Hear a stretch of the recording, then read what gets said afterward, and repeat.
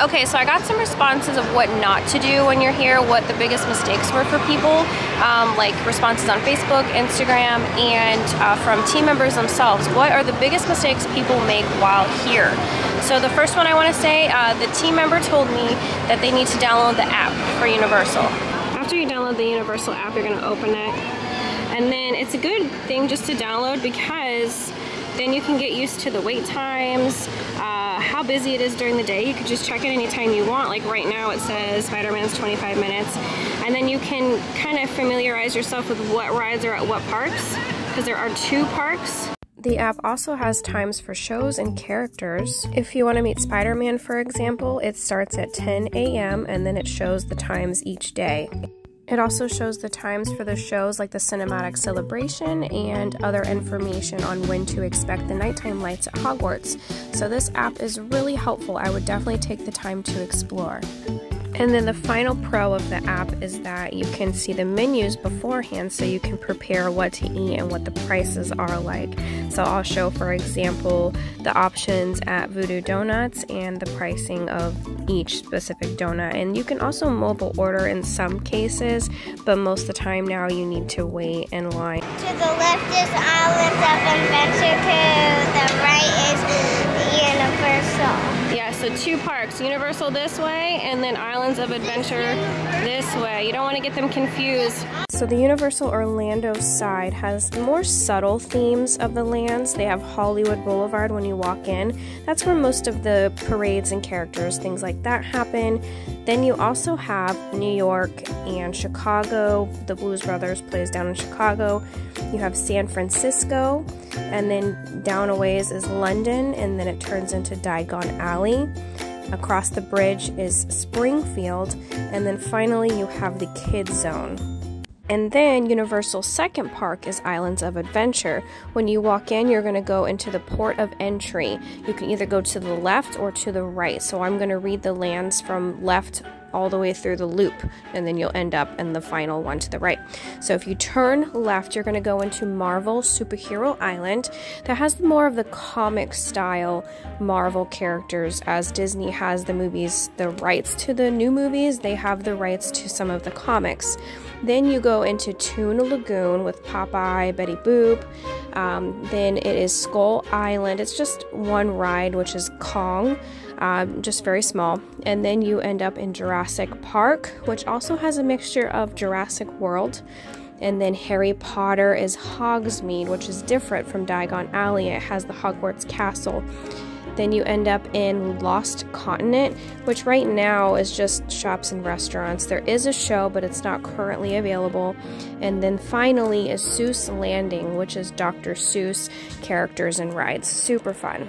Watch our ride videos. Yes, watch our ride videos. We show the difference between both parks. That way you can make sure you get your full time. And there's no way you'll be able to finish both parks in one day. You need to have at least one day for each park. Yes. Yeah, we tried with our friends to do both parks in one day, and we missed half of each park. Yeah. They missed so much. Now you need a park hopper to do the Hogwarts Express. So I would recommend getting that. If the train is important to you to do the Harry Potter Hogwarts Express, then get the park hopper. If you do not care about the train and you just want one day per one park, then get the single. You either need to bring a poncho or an umbrella. Which one? Yes, because it rains a lot in Florida. You can get these for about 99 cents at Walmart, a dollar store, but if you buy it here, it's like at least $10. Bring a bag with snacks and water. Yes, fill up the bag if you can, a fanny pack or a mini backpack that fits into a locker easily, and then you can bring snacks and waters. I would recommend bringing as many as you can because I think a water is at least $4 here. I'll double check the pricing, but it's very expensive. Now this is just what we put in our bag. It could be a total preference of whoever, but I bring Band-Aids because the kids do tend to hurt themselves. I bring extra ponytails, a brush, my extra camera battery, some sweetener, chapstick, my ID is in there with passes, and then just some snacks, some dry snacks that aren't gonna get gross in a bag. That's what I would recommend. If you have any other preferences, let me know. So Also, another mistake is not knowing that 3 of the resorts you get express free included with your stay. Instead of having to pay separately for express, I would recommend staying at one of the 3 resorts because then you get it included and you don't have to pay $100 to $300 a person. Another mistake, not knowing where all the photo places are in the park. We did a video showing all the spots.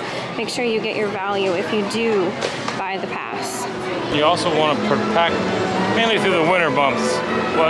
Through what? Maybe November through January, February. It could be very cold here in Florida. Yeah, do a variety of clothes. So do a variety of clothes. You just never know. And you definitely want to bring some sort of comfortable shoes.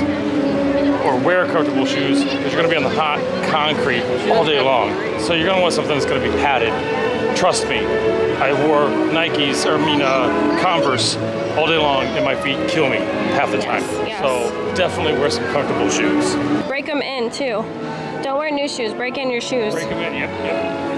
Also, I did a video on all the characters at each park, so I'll link that in the description. There is a new Dreamworks destination in the Kids Zone. When it does rain, some of the outdoor coasters close, but most of the rides here are indoors, so it really isn't a big problem if it rains. Most of the rides are inside, and you can get out of the rain. Bring lots of water. The water here is $3.50. We can buy a whole case for $3.50, so bring lots of your own water if you can, or be prepared to pay that price. This is why it's important to bring a poncho or an umbrella. 24% chance of rain today, so even with a low chance of rain, it can still pour here. So another mistake, do not forget sunscreen. It is $18 and $17 for kids. So they do have it here, but you're gonna pay double. And they also have the after sunburn for $12 and $5 for lip balm. Now they do have swimsuits here too, but I would recommend bringing a change of clothes if you go on water rides because you're gonna need it. You're gonna get soaked. You're not gonna wanna walk around in wet clothes all day. So bring your swimsuits or a change of clothes if you go to water rides. All right, so if you get motion sick easily, this ride will do it. There's a few rides that can make you motion sick or have motion sickness. One is Forbidden Journey, this one, Minions, Jimmy Fallon. So I would take something ahead of time if you have that sort of problem, just in case so you can enjoy yourself. We hope this video was helpful. If you have any questions about Universal or Islands of Adventure, comment down below or send us a message on Instagram. Hey, if you could subscribe for my videos, guys. Subscribe! Subscribe! This is my channel and subscribe for my videos.